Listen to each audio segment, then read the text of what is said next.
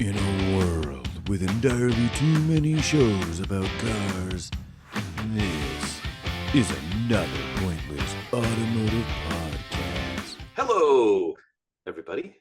Ooh. Hello, Chadwick. Hello, Frank. Hi. Welcome to another pointless automotive podcast, your automotive and seltzer leader. We're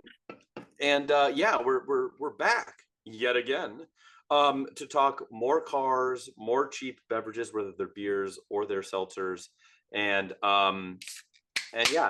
emphasis on cheap specifically this week because that's what we love. Like we spend, I don't know, like all of our actual car lives playing with cheap stuff for the most part. You've had some more nicer stuff than I've had. You've had an NSX and some other bits and pieces, and Another E46 M3 and this and that and whatever. I've got this pile of garbage that's rusting into my garage floor behind me, amongst other things. But Porsche. I had a little bit of a revelation the other day. Last week when I discussed, poking around the $1,000 Honda, and right, and kind of, I think this might be the fix, and then it'll be a cheap fix, and everything's great and well bought, and all the things. Right? Is I think the fun thing about buying and tinkering with cheap stuff, right? Like not just under, for some people, cheap is under $100,000. For most people, cheap is under what, $10,000 for like enthusiasts. $100,000, not around here, partner. No, not around here. And then for us, we're like cheap is like well under $5,000. We're cheap as fuck, dude. And so, like this car that's like $1,000, like that would have been a killer buy when I was like 17, right? Let alone now when I have actual adult money, let alone like adjusted for inflation, right? Because when I was in high school, when I was 17, $1,000 car was a $2,000 car, right? Just for inflation. So I guess it's all to say that the joy of messing with and fixing and getting running right, really inexpensive cars, and then driving a really inexpensive car and just enjoying it is lovely. It's like great. It's like sometimes it's like that dream of when you move out of your house and you go away to college, you kind of want to like sleep on a mattress on the floor and eat ramen and have mason jars for all of your jars, and find a couch for $25 on Craigslist, and have a hand-me-down TV that sits on top of some milk crates, and like you want that experience. And that's been most of my enthusiast car experience, and so wanting to stay in that area of it's a weird nostalgic, right? Some people are like, I always wanted a Ferrari, and so I bought a vintage Ferrari, and that's my nostalgia. For me, it's like, no, I always was messing with these cheap ass cars, and now I want to relive my youth by buying cheap ass cars. And so the worm is turning on the market. Stuff's getting cheaper. Kind of. Just the other week, I was sending you a bunch of links to stuff that used to be overpriced, but almost cheap on Craigslist, and now they're just straight up cheap again. Yep. Which is great. And so I think, we were talking, it would be fun to just do what we never do. Just kidding. But talk about cheap cars and like what is out there now in this newer market where some cheap stuff is cheap again, and you can actually find some good buys, and what is a smart buy, not as like speculation, because if you're buying a car for under $5,000 for speculation reasons, that's you're insane. Oh my God, it like grew 20%, and now your $5,000 car is now worth $6,000, but you had to put $7,000 into it. So I feel personally attacked by these statements, but yes, I agree. Unless you're adding value to the deal somehow, whether it's your wrenching or your improvement of the vehicle, or for me, it's just rescuing these things and keeping them on the road. Yeah. Whatever your inner drive is, you have to do something to increase the value of the vehicle. And also, like we're talking today, sub 5K enthusiast vehicles, Frank, not just sub 5K will get you up and down the road, point A to B, maybe. We're talking this is for having fun. Fun. This is not going to be your primary car necessarily. This should be relegated to fun activities, weekend activities, track days, that kind of stupid stuff. So sub 5K enthusiast market. I'm going to start it off with an obvious one, if you don't mind. And it's one that's actually getting a little hard to find. The NA or NB Mazda Miata. And I'll say it right up front, Frank. NAs are very hard to find in this price range right now that aren't They are, and they happen for a while, which is crazy. Complete shit traps, right? Like I purchased so many NA Miatas back in the day, $3-4 grand, great running, great looking examples. Nowadays, absolutely, you're going to be bottom of the barrel feeding on NA Miatas. Now, NBs are a little cheaper, not a lot, but noticeable. I think it's the pop-up headlights. Let's just say it.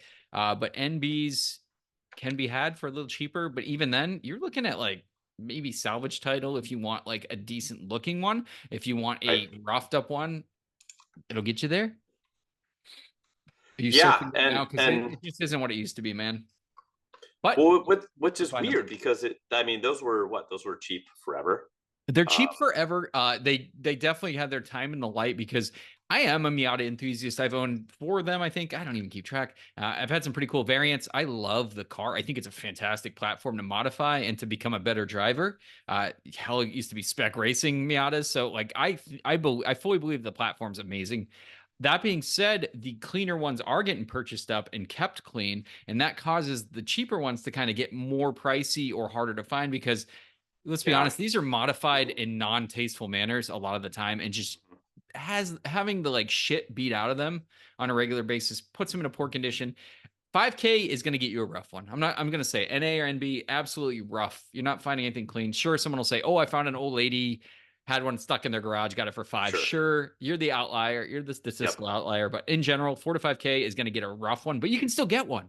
Get a salvage title that runs well and is presentable enough, and put some mods into it and have a blast, man. I think you can do a lot worse than scoring one of these early Miatas. No, for sure. Yeah, and the hard part is finding one, but the good news is those are a car that, some cars, buying a cheap one is a bad idea. Yeah. Almost anything out of Europe, buying a cheap one is a bad idea. 100%. Shoot, a lot of Japanese cars buying a cheap one is a bad idea. Can be very scary, yeah. These cars, you can buy a cheap one, and as long as it doesn't have a rod knock or something crazy, or it's grinding all of its gears in the dust, or rusted out, depending, or super rotted out, or like obviously heavily wrecked, you're gonna be okay. If it's like, oh, the paint's faded and like the struts are blown out and like it needs tires, cool. Scoop it for $4,800, and then deal with that stuff as you can. And in the meantime, just whip it around cheaply and have some fun. Like, not recklessly, but just, those cars are fun. Those cars are funny because I almost feel like they're best served a little sloppy. Does that make sense? Yeah, no, of course. Yeah. You don't want a perfectly mint, like museum quality one, because then you're not going to push it. And the fun thing about Miata is you go 9/10. You go ahead and do that, you badass motherfucker, and do it on those 8-year-old tires. Do it on that worn out suspension. Get into it, man, because nothing teaches you car control better than a lightweight rear-wheel drive vehicle like a Miata. It's absolutely magical. I love the platform. But yeah, unfortunately, though, you are getting something pretty rough. So if you're not like looking for that cosmetically gorgeous car, you can still find one. It is a lot harder than it used to be, Frank. It's a lot harder. Oh, for sure. No, for sure. And what's interesting is, because they used to be able to pay $1,200 and get a rough one, and now it's just completely. It's been that's been over for a long time. And what's weird is I feel like it's become so passé, the whole like Miata is the answer thing. And that the values have gone up, that a lot of cars I think are starting to level off, and they have leveled off. I don't know that Miatas are going to come back to earth. No, they won't. They're not gonna like reproduce back to stock form, right? Like, well, that's all gonna get modded and beaten. And unfortunately, they're just gonna diminish their reserves even further. That being said, yeah, you're right. They kind of enjoyed a lot of time in the limelight, and for me, honestly, that doesn't hurt me because I don't care. And you've said it before, like, you're not Mustang guy or Corvette guy. I don't give a fuck. If it's a good car, I'll fuck around with it and find out. Yeah, because and you will find out. Yeah. And I usually find out. But there are like the Miata to me is always, it's just fucking cool. It's like, where else are you gonna find a lightweight convertible rear-wheel drive vehicle with one of the most direct feeling shifters in the market? Aftermarket has your ass, and like you said, maintenance. very approachable, very affordable. These are very robust, non-interference engines. It's just everything about it screams like get your first sports car, Miata. And like learn to wrench, learn to wheel, do all your stuff. I'm still a huge enthusiast. Like if I get in a Miata, I have a fucking good time. Throw me in a stock beaten NA Miata and I will fucking torch a canyon road. I don't give a shit. I've spent way too much time behind the wheels of these cars. They're fantastic. And just want to put that on my first item. Look at them. Look for them. If you guys are looking for something cheap. They're out there. And they're absolutely fun. Canyon road, top down. Doesn't matter if you're going slow. Top down, screaming out. Money, anything. Money is the thing, though, in this one. Well, yeah, it's actually the definition of the thing we're talking about. It's literally. What I'm going to add to this is it's going to take a little bit of hunting to find an actual really good one, but they are out there. Goodwill hunting, by the way. Goodwill hunting is one of them. But I think this is, in my opinion. And I guess really probably for every single car we're going to talk about in this price point will probably, in this price point for an enthusiast car would probably be like a killer first car for a young enthusiast. Yeah. Like on a budget. That's a good point. Miata certainly, right? It's almost the definition. I think you can get, they're harder to find, but they're out there still. A good, clean, stock, maybe 120 to 160,000 mile E46 coupe, but nothing fancy, not an M3, not a ZHP, just a 325 coupe with a manual. Yep. Sedan is fine too, but I think those cars are especially pretty in coupe form. They do look good. And they drive very well. They're well put together. The 325s don't make enough power to really get you or a young person in trouble, and they don't make enough power to tear the subframe mounts out like on an M3, right? Like you can, as all you have to do is like every 60,000 miles swap out the entire freaking cooling system, and you're good to go. And they're a lot of fun. Soup parts are incredibly easy to get and cheap. When things do go wrong with them, there's about $11 store solutions to them on the interwebs on like, how to bypass this, or how to, fix your window regulator issue, or how to, and they're good to drive. Like you get them on a back road, really good. Especially the 2001 and newer, which switched to the N54 motor, N52 or N54. I think it's N54. N54 is the twin turbo in the 335i. No, that's the B58. N54. Because the N55 was the single turbo after that. I got to figure this out. But I'm so right. I don't know. I will research this. I hate BMW numbers, but I think I'm right here. N52. I don't know. No, whatever it is. They switched from an iron in 01. They switched from an iron block to an aluminum block, and it's a different motor. And it still makes roughly 182 horsepower, 84, which is good. They're not a heavy car, but they're fairly light, especially you get a slick top, low option car, which is what you want. Like it's just a good buy, and you can get them. Call out, man. Yeah, you can get high mile one, maybe a little dinged up for under five ish. For a decent one in an interesting color, and they are out there. They're not super easy to come by, but there's probably one for sale on Marketplace right now, I would assume. Yeah, there's a ton. They made a ton of them, dude, and also great chassis, great handling dynamic. Yeah, they're good. There is spec E46 racing for a reason. It is a good platform, and the aftermarket again has you covered, just like in the Miata. Agreed. Good call, they're man. good, and like the 330s command a premium. The 328s have the bigger, like I just like, especially 2001 and up, aluminum block, the whatever you call it, 54 motor, with a manual. They're good. Convertible too if you want to go top down, but I prefer a hard top. I would go coupe. They're out there. Go get one. The N54 is the twin turbo out of the 335i. The N55 is the single turbo follow up. Just to clarify for our BMW guys here. I don't know. How did I get that right, Frank? I'm not BMW guy. I just know that one because there was a lot of What is this? There was a lot of conversation about that being the next, 2JZ. I remember that being a thing. And I had a friend with a really, shout out to Wayne, really well modified Carini? 335 that we used to hit the track together with our cars. I had a Spec B at the time, Legacy. Good car though. Mm-hmm. Yeah, N54. But dude, good call out. The E46 is a really great platform. Very approachable. I've got a good one that's actually getting harder to find again, my friend. Oh, Honda Civic EG or EK series of cars. Now these are front wheel drive cars, but I think. By the way, I figured it out. What were you thinking? It's the M54. How dare you? Not the N. In BMW parlance, that's like a very big mistake, my friend. You failed. Bavarian. Right, fuck this. Hold on. All right, let me. What's he do? Don't pull your wing out. All right, let's go. Hold on. Here we go.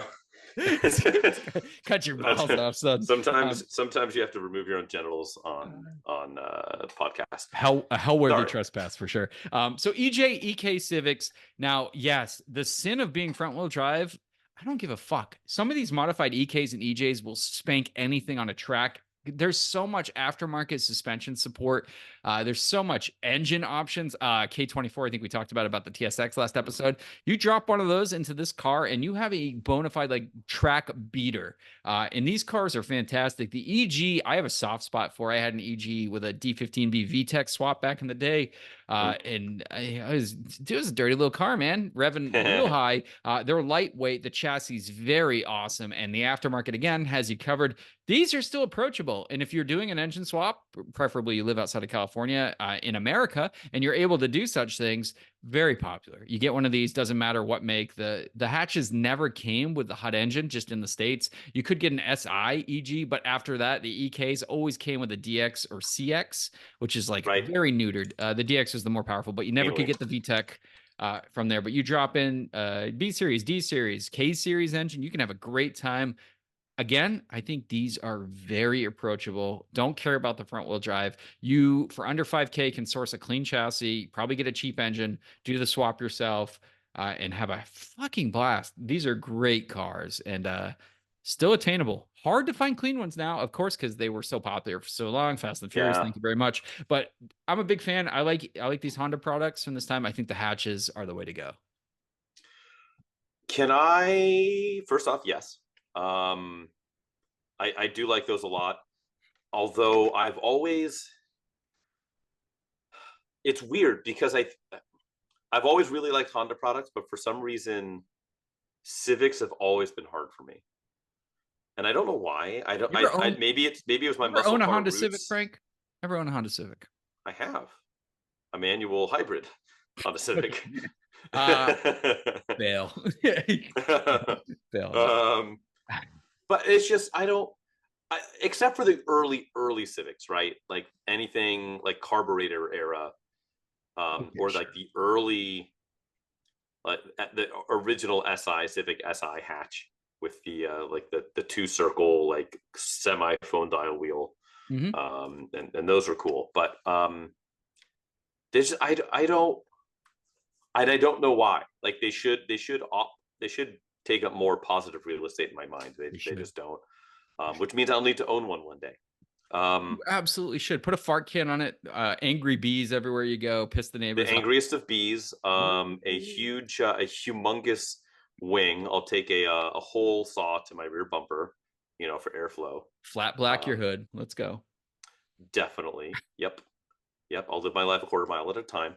But what's funny is I was going to say basically take a different approach to the same deal here is they're harder especially now, they're harder to find, but they are out there if you want the mid tier with a manual. Ooh. And that's going to be a 4th gen Prelude. Yeah. So the 4th gen Preludes, the S, a clean VTEC, even with miles, is going to be well over $5,000. Right. But because that car exists, the SI trim, which was the mid tier, which had the same 2.3 liter, 160 horsepower single overhead cam four banger that came out of the 90s Accord. Yep. It was a Accord motor, and good, not super fast. Good little made motor. fair torque, wasn't super revvy, but revved enough. But those cars are just so pretty. They're still put together just as well as any other Prelude.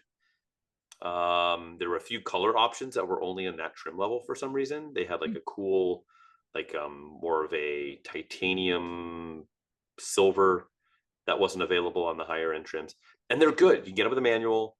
Yep. If you find one with some miles on it that's not tore up, which again, it's not super easy to do, they tend to traffic around that $5,000 range.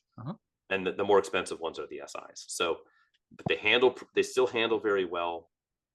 They still have that really cool Geordie LaForge wraparound instrument cluster situation going. Very cool. Available digital dash, which is rad. So if you can find one of those, do it. It's probably the second least loved generation of Prelude, probably. After the first gen. Yep. People really like the second and third gens, and I like them too. But that fourth gen is probably my favorite. I'm team fifth gen, just because fifth gens are still cool. I like fifth gens too. The H22 is a goddamn peach of an engine, dude. That's same motors in the SI. Yeah, not the SI. I'm sorry, the VTEC. Yes, great motor, and I like how that one looks. But agreed. I like how they both look, but I don't know. They flipped the taillights and headlights. That's my logic. It really looks like they did that. And do what you can, Honda fanboys. But I'm going to go to the House of Nissan, my friend. And oh boy, some good options there. Yeah, in Nissan talk, the SER has always been a wonderful nameplate. I don't think you can go B13 SER hunting and actually score a good model for under 5K nowadays. I think you're going to be right on like that. MILF hunting or no?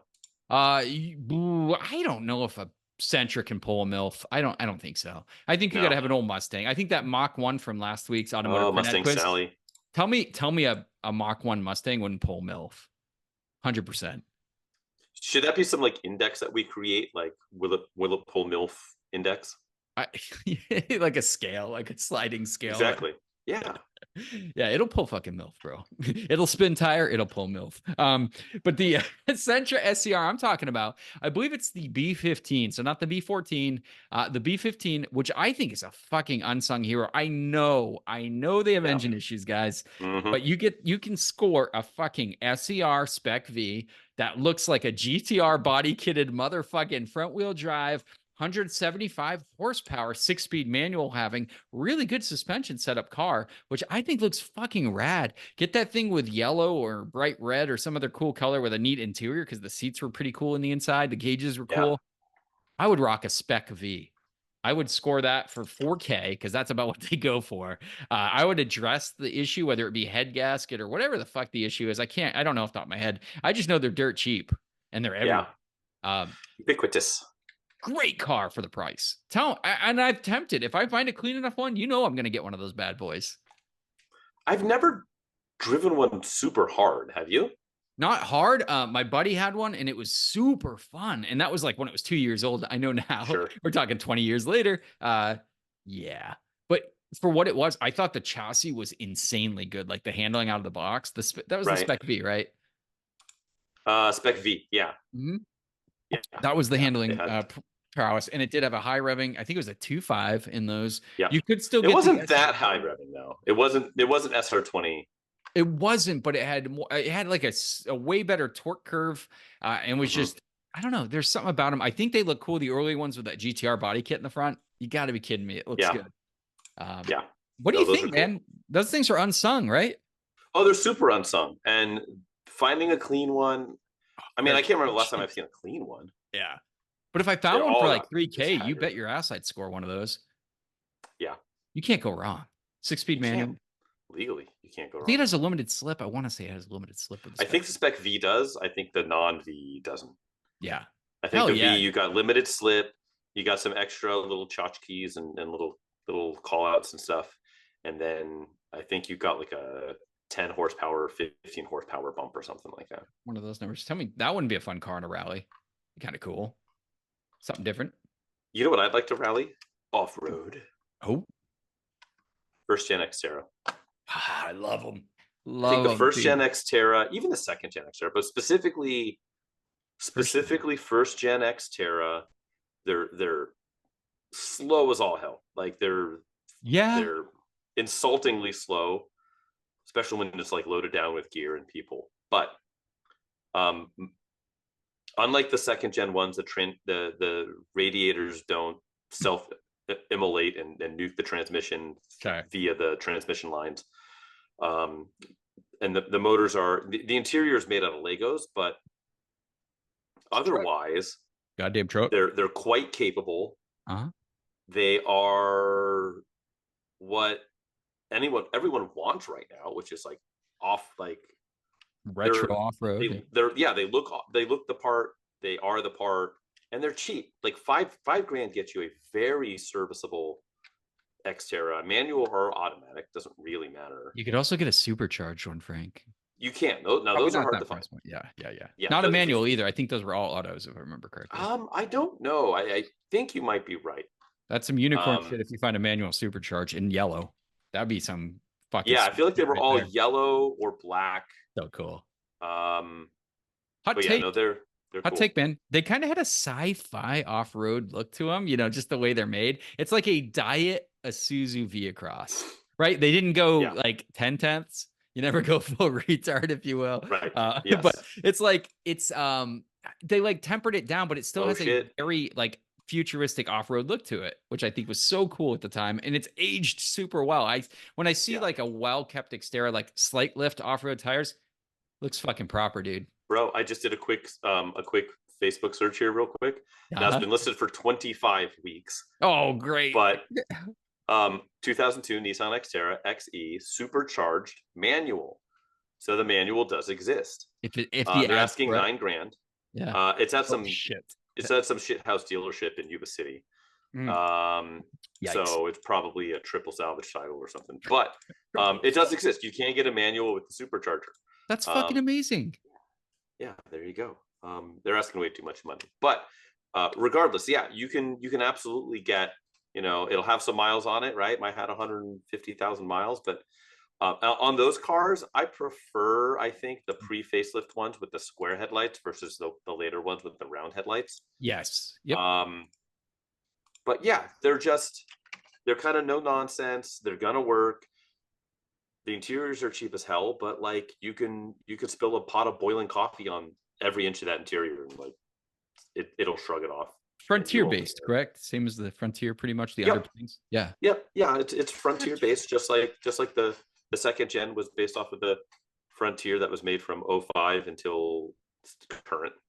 Dude, good call out on a truck that I'm gonna own one of those too. I love my vintage trucks. That's right up there, dude, with the original the original Pathfinders, high on that list too. I would just quick shout out to all Nissan truck and truck based SUVs. Hard bodies, you can still get a hard body for like this price point.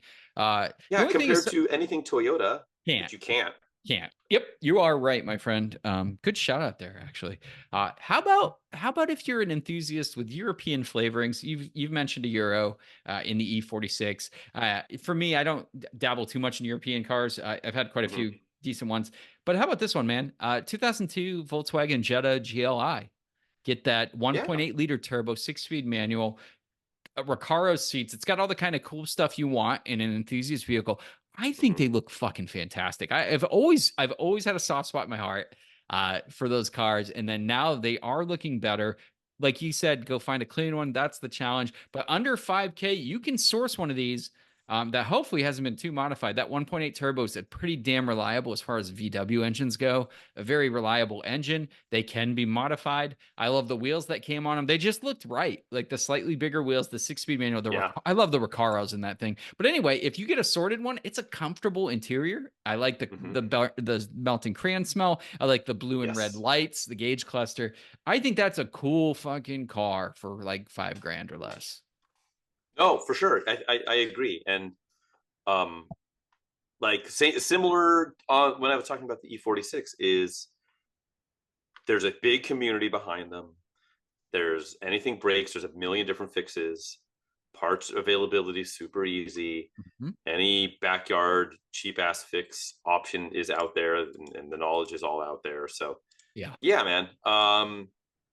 That's a good call, and one I thought about, which is it's that car's cousin that I didn't really put together though, is TT. I know I've talked about it before, but Audi TT, which is that car's, more buttoned up, goes and summers in the Hamptons sort of cousin. Yeah, way more sporty, two-seater purely, so. Hey, it's got a back seat. Dude, you can't put anyone with legs back there. You and I both know it's a partial shelf, decorated as a seat. Yeah, those are fun. I'd like once I sell about a dozen cars. Here's the problem: like, I want to own all of these. You and I have too many damn cars. We can't buy them. We got to sell a bunch of shit. Here's the thing, Frank. My heart wants a coupe, but I absolutely adore in that dark forest green with the baseball leather interior roadster TT. Yeah. The 225 horsepower, the Quattro. I think that with a 6-speed, I think that's a fucking killer. Like, whatever you want to do for fun, and that's not going to cost you more than $7,000. So a little bit out of a range. You can get a roughed up TT all day, which is a great call out, dude. The TTs are fucking cool. God, we need to both own those. We should each see who can buy the coolest one. Have a little competition. Challenge. Yeah. We could call it "Show Me Your TTs." Operation Put Them on Glass. Yeah, we can. We can definitely do that. Let me see if I can find one right now and already get the advantage. Drop the top and take your TTs out, baby. That's right.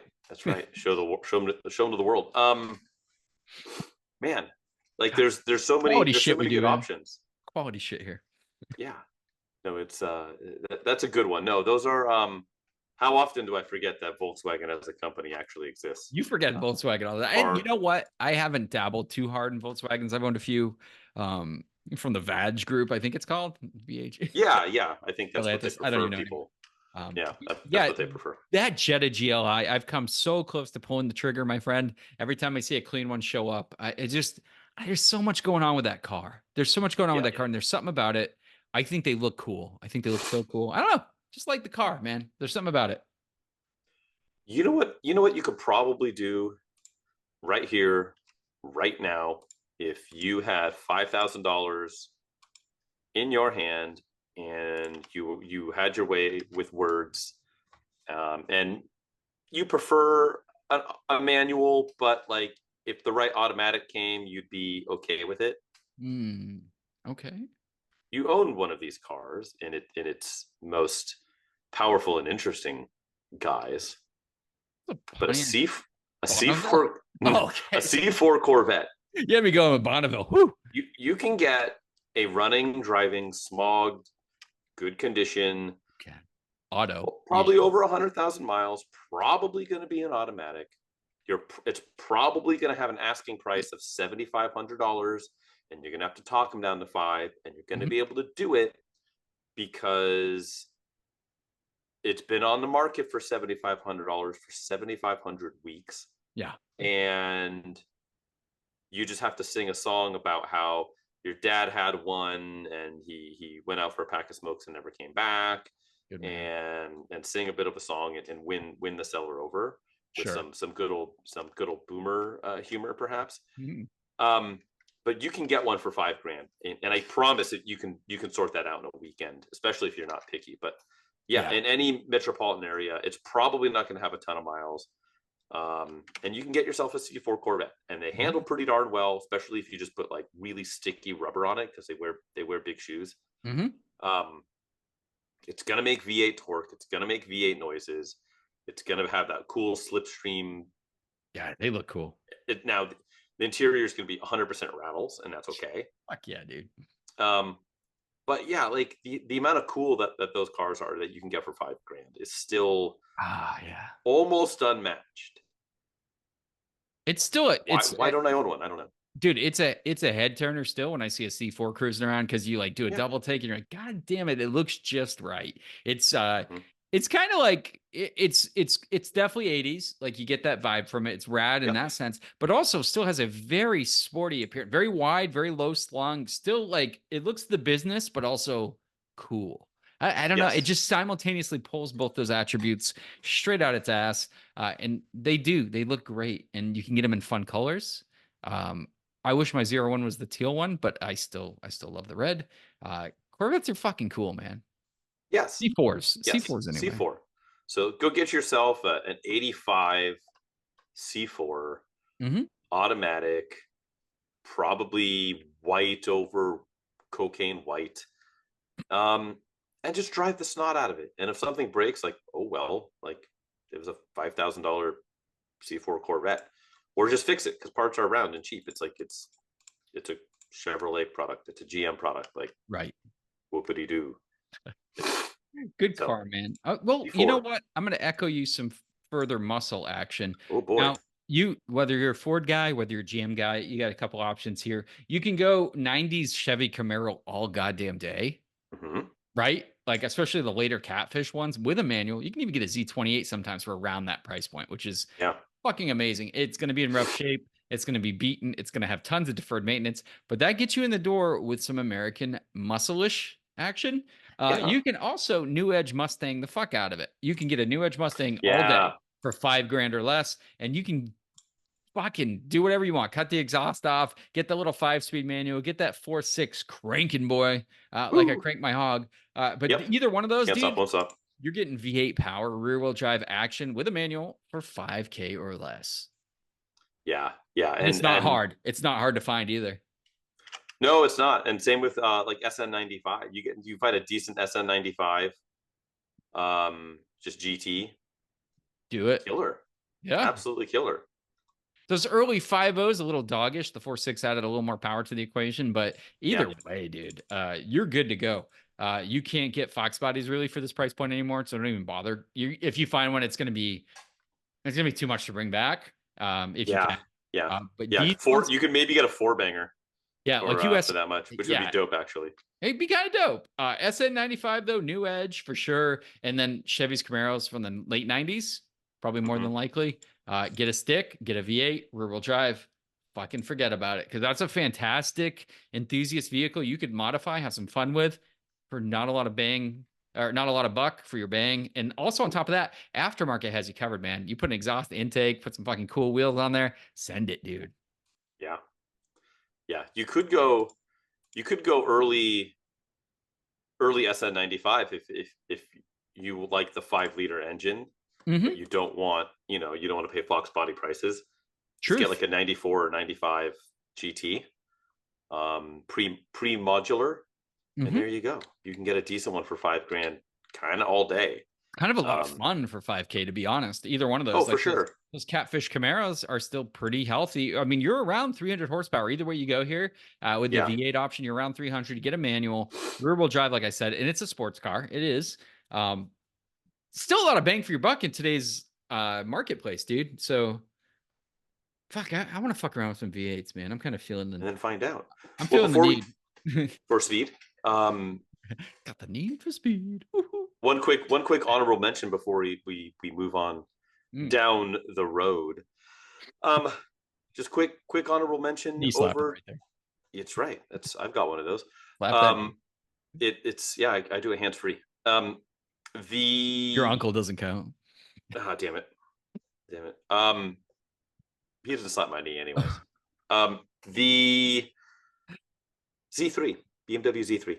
Oh, God, they look good. They look good, Frank. They look good. They look real good. You can get either an early 1.9 or a 2.3, which is really a 2.5. Or I would stick to the same rubric I said before. Get the 2001 and newer with the M54. And a 5-speed. That's kind of all. Like, that's really all you need. Just as long as it's got a 5-speed, they're good. They're good. They're tossable. They feel like a more substantial Miata. The rear end suspension is fairly rudimentary, so they're a little more lively than you would expect. Maybe not in a pure. A lot more comfortable. Yeah. Sure. I had a really cheap one for a summer. I bought it for $2,000. It was in very good shape. It just had a lot of miles on it, and it was killer. I would just slather myself in sunscreen and put on some sunglasses and wear a ball cap and then just drive in that thing. And just that's what I did, and it was great. Do recommend. Honorable mention. I love those cars. Me and my buddy in Monterey rented a M coupe or M Roadster. The last iteration where you could get out of the Z3s, you could get the S54 engine out of the E46 M3, and it only has a 5-speed. That's the difference, though. You get a 5-speed. They handicapped it. Yeah, but holy shit, dude, that thing is a blasty blast. And the engine sounded like a sewing machine when we were done with it. So we returned it. We're like, we had some fun. What a wonderful car that is. Good. That is a killer fucking car. They're so different than like the contemporaries at its time, right? It's a very different machine than an S2000. It's very different than a Miata. It's power-wise, that was 330 horsepower, 8,000 red line. It's like kind of a big deal when that car came out. Those are even the more base ones, right? Even the sub $5,000 variants. It's not like a 986. Those cars are far more balanced and feels far more like less of a touring machine and more of a sports car. These feel like a sports tourer. You can tell they've got some like sedan coupe underpinnings. Yeah, because they do. But in a fun way. Like if you know that going into it and you drive it, and they're good. They're put together well. So yeah, C3. Go get one. Hold on, don't be ye of little faith. There are still sub 5K enthusiast cars. I hope we painted some pictures. If we left any obvious ones out, any omissions, please fill in a questionnaire and send it to us here at one APA podcast way. No, but seriously, leave a comment if we left anything off the list that you think we should have named, or some other good tell us. Let us know. But I think we covered some good ground, whether Euro, Japanese, American. We hit it all, man. 1999 Mercury Cougar. V6 manual. That pulls MILFs just because of the name. But anyway, it's time to move on to our wonderfully named automotive print ad quiz game show. I'm going to shut my laptop in the name of fairness and describe the game while Frank summons from the underworld an ad that will clearly stomp me after I gave him an obvious Mach 1 last week. But let's go. Yes. Let's go over the rules, guys. So again, our automotive print ad quiz game show. Basically, Frank is going to read a magazine ad featuring a vehicle. He's going to omit anything from that tells me exactly what the make, model, and vehicle is. Anything like clear trademark names. I have 3 guesses after he reads this weird ad to guess what vehicle he's talking about. Every time I miss, I can ask for help. He will usually put his foot on my face as I drown. So that's pretty sweet of him. He's a great guy. Love him. But anyway, let's go. I got 10 minutes on the clock once he finishes the ad. 80s, 90s, early 2000s are fair game. Frank, roll that beautiful beam footage. I don't know. All right. Here it comes. It feels right. Lay it on me, big guy. We have a one-page ad. The lower half just shows a photo of the vehicle, which is red, with white wheels, and it is directly just mounted on the top of what appears to be an iceberg. In the background, there's like just a whole snowy mountaintops and what looks like a glacier face.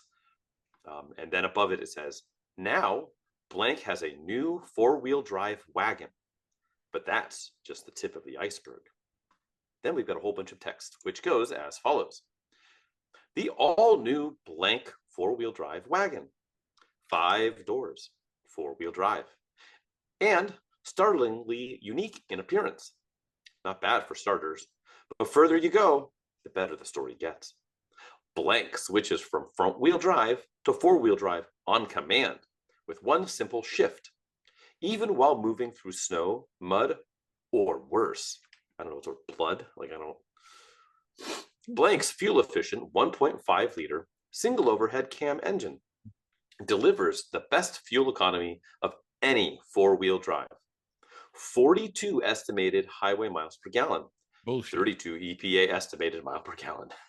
Yeah, that's what I thought. Add that to the convenience of an extra large fuel tank, and you've got a cruising range of up to 554 miles. Blank's innovative 6-speed overdrive transmission makes icy roads, mud, or the occasional iceberg no big challenge. And independent front suspension makes the ride super smooth. The traction superbly sure-footed. Inside, blank gives you more room than any small four-wheel drive wagon, especially in the easy access hatchback rear. Sports seats wrapped in specially designed cloth, dual remote mirrors, AM FM MPX 4-speaker stereo, and even an optional power sunroof make blank as much fun to sit in as it is to drive. The all-new blank four-wheel drive blank wagon. By the looks of it, it may be this year's hottest new car. But in terms of function, it delivers the goods with a calculation that's icy cold. Then there's a bunch of asterisks talking about how that MP miles per gallon thing is probably bullshit. And then an asterisk that says, for rough road use, installation of the optional chassis gravel shields is recommended. Oh, skid plates. Let's go. That's the ad. Oh, it also says four-wheel drive with an exclamation mark within the D on the four-wheel drive in this iceberg for some reason. Okay. That's the ad, my friend. Don't even start the timer because I've got this one, buddy. Oh boy, these are great cars. Breaking Bad fans, you guys already know what we're talking about today. Frank, it's an Aztec. Breaking Bad was a popular TV show about making methamphetamines. I don't know why I need to explain that to you because I know it exists, but I've never watched this amazing show. Anyway, so there were two cars at a time, and when you started off, I didn't know which one until you started reading the engine specs, which I'm familiar with. There was a Honda product, there was a Civic wagon, and there was Toyota, which had a Tercel wagon. Now, these both looked almost identical, like very similar design elements, which was kind of cool. Hey, this says it's what's this exactly? It says it's startlingly unique in appearance. No, they look the same. Like they both have the same design language, everything, the boxy, weird, stretched look. I will not waste anyone's time. This is a year. 1987. It might be older than that. 80. Let's go 87. I feel 87 today. Toyota Tercel wagon four-wheel drive. And I could have jumbled those up. It could be any direction, but that's the one. Final answer. The all-new 1983 Toyota Tercel four-wheel drive SR5 wagon. SR5, yes. Good one, dude. Yeah, very familiar. One of the main characters in the show. They're cool. One of the most profoundly slow cars I've ever driven was the one that I got for free. They're incredibly slow, carbureted, correct? 63 horsepower new. Horrible. But absolutely cool car. I think the Civic's very cool looking too. The Civic all-wheel drive wagon. And they look a lot alike. If you park them next to each other, they're very similar style. It's obviously the Tercel feels a little bigger and more butch in my mind.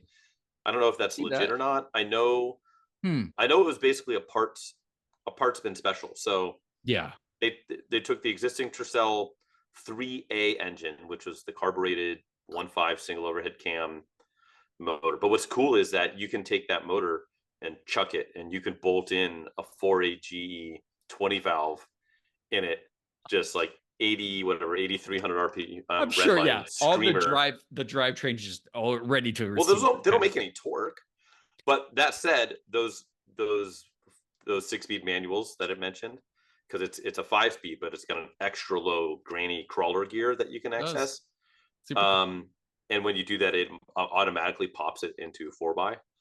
And so the rear was just, they took the SR5 Corolla, the rear drive Corolla of that era, the AE85, I think is the chassis code for that. And they just they took that rear diff and they just threw it behind this thing. Same brakes and everything, just tossed it back there.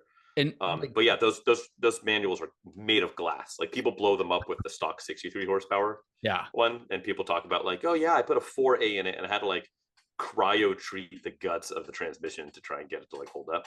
So bad. And you had me at selectable all-wheel drive or four-wheel drive because the Toyota also had the Camry. Real time.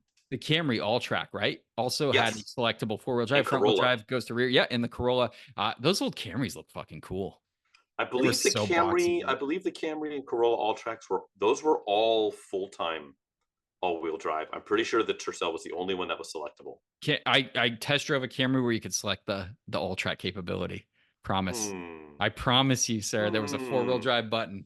I promise you. I wouldn't lie to you, Frank. And I drove the shit box, and it was rusted to shit. This was back on the East Coast, but I always liked them because they were the emphasis of a cool, boxy looking car. They had some style to them. Those early Camrys. Yes. But yeah, this is a very cool car. Good shout out. Fucking carbureted piece of shit engine, but like super cool car, man. But they worked. Like that's the thing. Like they were did. carbureted. They did till they didn't. And they made no power. No power. But so many of them ended up with 400,000 miles on them. What's funny is when you see a clean one of these, people are asking like the moon for them, which is, I think, crazy. Even a beaten example, they're still asking a good amount of cash. And I think it did, Breaking Bad did spawn that. But still, I think they're infinitely cool. I think the Honda wagon one is actually pretty cool too. I would own either one of those, to tell you the truth. I'd be cool with that. Let's celebrate, man. We've been look. This one, I found one real quick. $5,000. Here we go. It fits our budget. It's within the I don't trust it. It's probably absolutely rotted out body or a meth lab in it, but yes. Boy, have you been working on cars? I know I haven't been. I've been actively selling them. I've been doing a little bit, man. So obviously when I'm not selling cars or buying cars, I'm still working on behind me the NX 2000, that beautiful some would call it electric blue pearl paint job. I did the whole front end of the car, Frank, because it was just beat. The sun like destroyed the front of it, and just weather, rock chips, everything else needed to be touched up. So I got some color match paint, sanded it all down, made it really nice. Prime paint, clear. It came out fucking epic. So now the front of the car looks awesome. The rest of the car looks like shit. So it's a very interesting dynamic patina, if you will. But it came out cool. Electric blue pearl is one of my favorite colors because it was super rare. That's a last year NX, and they only made a few hundred period. And that paint was like one of the rarest. So apparently it's like in the single or double digits ever made of that car in that car. So it's really cool color. Came out great. So now I kind of want to buy enough paint to do the whole body, but I don't have time. Rattle can, it came out good though. I got to show it to you sometime. You're gonna be like, what the fuck? But it was just it was so beat before, you can't lose, right? When you do a rattle can job, just to make it look somewhat presentable. But dude, the time consuming, like painting a panel, even on a car, is so much goddamn time with just prep work. Then you're sanding, making sure everything's smooth. Even how you lay your paint down, the timing between coats. It's like, it's an art. It's a fucking art. I'm an amateur at best, but I'm getting better, and it came out good. I'll send you some photos. It's stunning, dude, because it was like shit. It was like, when you're at shit, you can take risks, right? And I think it's a good way to hone your skills. So that's what I've been doing, real quick, short and sweet. Just improving the NX, because the last thing I need to do after those motor mounts last week is now it's all just cosmetics, baby. There you go. And then what? I'm gonna sell it. I'm gonna drive the shit out of it, review it, and have a fucking blast, because that thing's gonna kill. This is my coil over full suspension setup. Every bushing replaced car. It's gonna be fucking gnarly in the canyons. I just know it's gonna fucking be lightning quick. 0 to 60, who cares? I think it'll be faster than the G20 because I think it is a little lighter, not by a lot, but just in the canyons, it's gonna be incredibly quick. Hell yeah, bitchin'. Well, the only thing I've been up to is I finally finished doing all the photos on the little green 924 to get that auction going. So that's gonna be right around the corner. It's still here. I know. I just don't have time, man. I know. Neither do I. Bitch. So exactly. So and it's undefeated. So I'm gonna get this one. It'll probably go live within the next few weeks. So if you do find sometime this week or next week, holler at your boy. I kind of want to make that happen because I think I'm going to fall in love with that little thing. Like, I think it'll be a very well, then you can bid on review. I mean, there's that. Yeah. I think it's going to be a fun review. I think we should immortalize that car with a good review. Yeah. See what it does. No, it's good. It's a fun little thing. So we'll do that. And of course, I did my walk around video with it. And then I was like, all right, let me go start it. It's been parked here for like 5 hours and nothing. No crank, nothing. Fucking 924s. And it's not even in my driveway. It's like in the at the school parking lot, like right next to me. So it's just in their parking lot now. School's out, so it's not that big a deal. But I think that stupid signal wire off the solenoid popped behind off the oil filter. Yeah. Yeah, and I just, for whatever reason, right? It was working and now it's not. So I need to fiddle with it some more, and it's annoying. 924s, dude. Right. Yep. But it looks good. So that's it. That's the progress I made. Is I got it ready, and now it needs more and left it in a parking lot. I love it. I love your forward progress, my friend. It's now abandoned off my property. Yeah, it's just right over here. It's I can throw a rock and hit it if I wanted to. Frank controls the neighborhood with broken down cars. Speaking of your will.